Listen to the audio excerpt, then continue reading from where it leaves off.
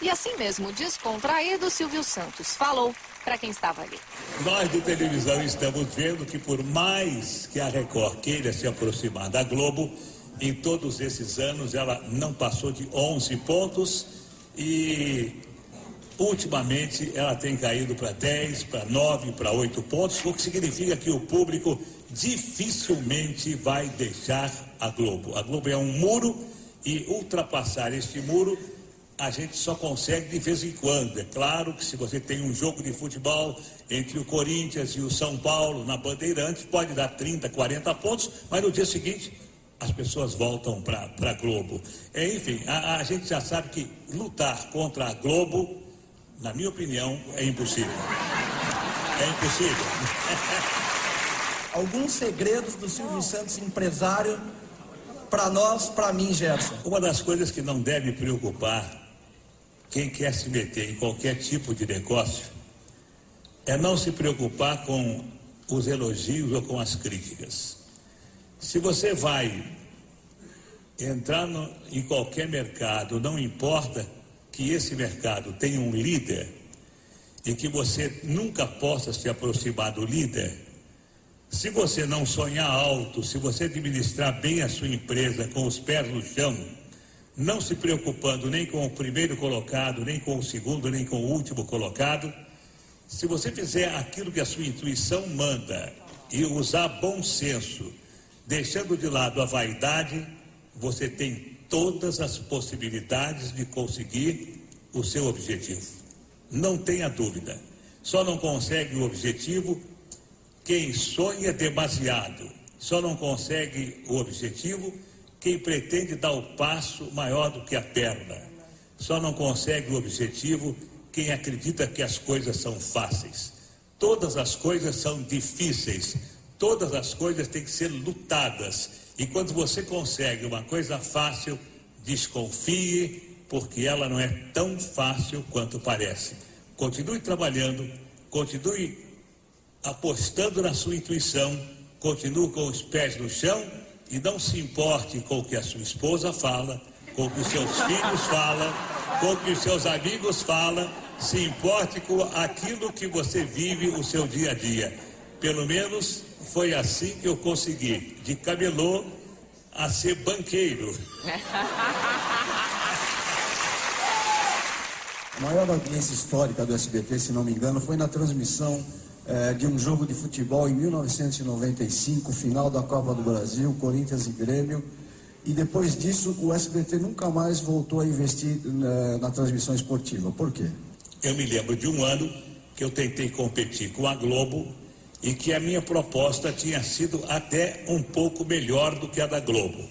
Mas aí me responderam de que a Globo tinha uma cláusula preferencial e que se ela cobrisse a minha proposta, ela ficaria com os direitos.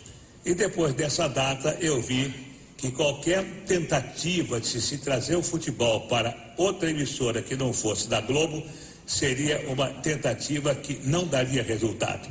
Eu criei as minhas filhas porque eu sempre sonhei em ter no Brasil uma vida como os americanos têm nos Estados Unidos. Eu sempre achei que a melhor maneira de se viver é se viver como um cidadão de classe média. Tudo aquilo que passa de alguém que possa ter o suficiente para viver como um cidadão de classe média, na minha opinião, a malucada, como eu já disse a vocês, é troféu. O dinheiro, para mim, representa apenas troféus de sucesso, troféus de vitória. Durante as comemorações dos 30 anos do SBT, ao vê-lo falar, eu vi não um grupo de funcionários aplaudirem o patrão, um empresário. A sensação que eu tive foi um grupo de fãs aplaudindo e ouvindo um ídolo. Você, Silvio Santos, se enxerga assim? As pessoas trabalham para você e te adoram. Não, eu nunca me preocupei com isso e eu até me surpreendo com a minha popularidade.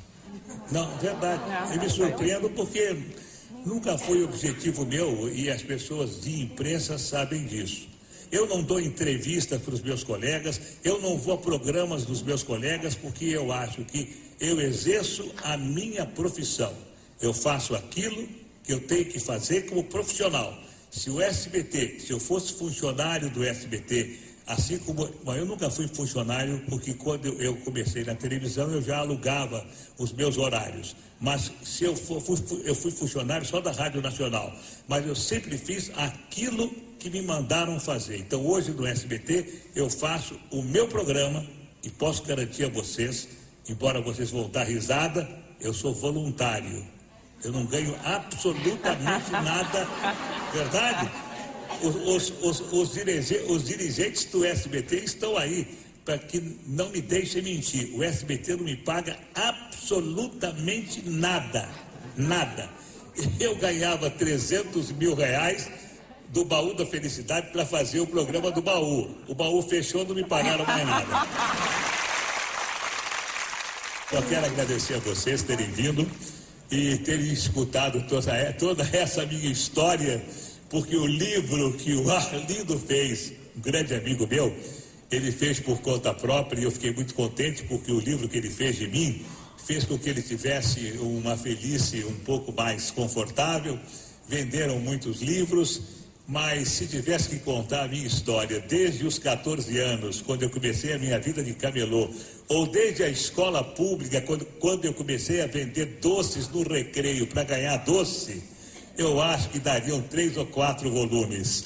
Então, vocês que vieram nesses 30 anos, eu só espero, dizendo com toda sinceridade, olhando para a minha vida, a sorte que eu tive, a saúde que eu tenho, a família que eu tenho, se vocês tiverem, e eu faço votos que tenham, vocês serão tão felizes quanto eu sou. Era a entrevista que eu queria ter.